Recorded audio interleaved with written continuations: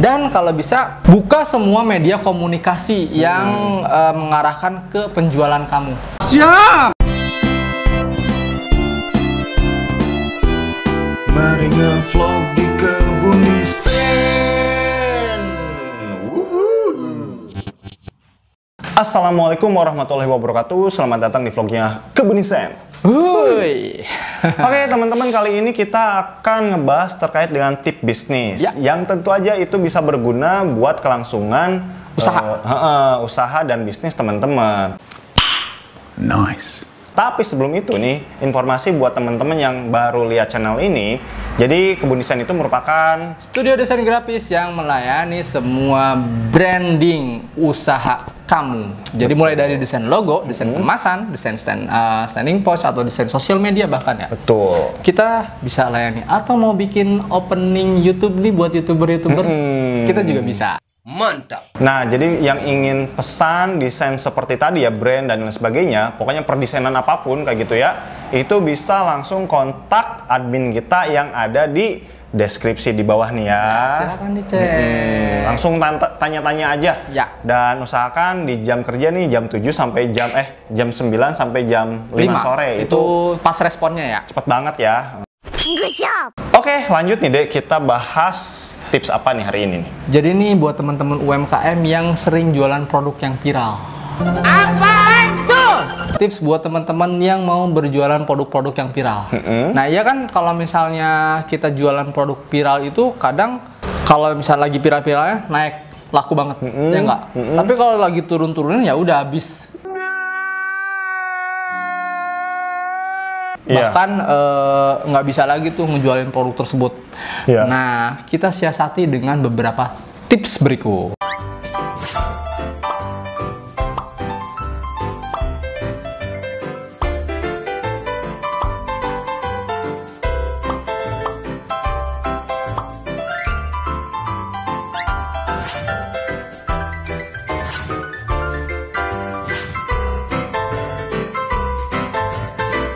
Ini tips yang pertama adalah ketika tren naik, apa yang harus kita lakukan, Nu?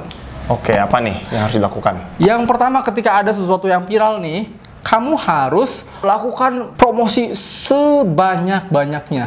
Oke. Karena pesaing jualan yang kayak gitu biasanya banyak banget yang viral itu. Ya. Jadi dengan promosi terus menerus sehingga orang datangnya ke tempat kita ya. Iya, seperti itu. Dan kalau bisa buka semua media komunikasi yang mengarahkan ke penjualan kamu. Siap. Gitu.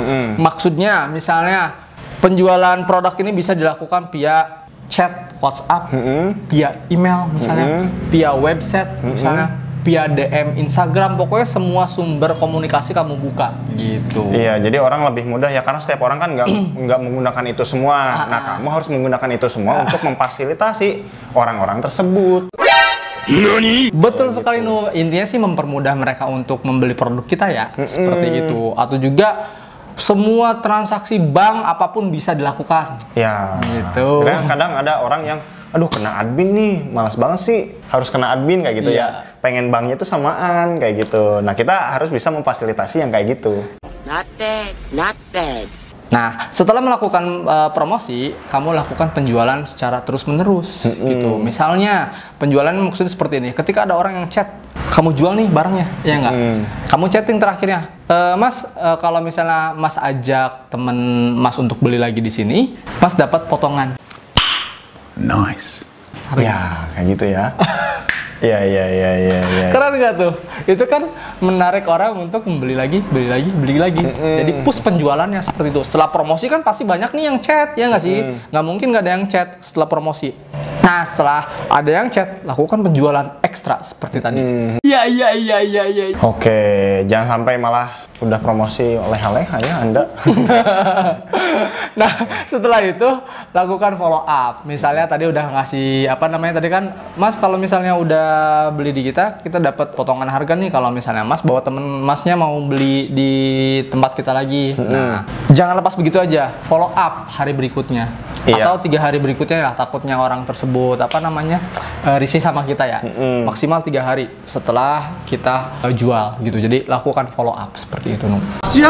Jadi ya dihubungi lagi lah ya. Itu ditanyain apakah mau beli lagi, apakah dia bisa bawa temannya atau apa kayak gitu ya. Dia dibuat inilah, disanjung lah. Disanjung, dibuat nyaman. Kayak gitu. Nice. Nah itu ketika trennya naik.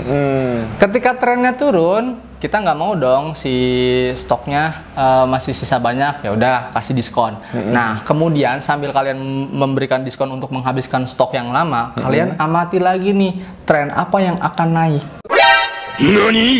Oke. Gitu. Oke. Buat tim riset dan produk untuk memaksimalkan tren yang sedang naik itu.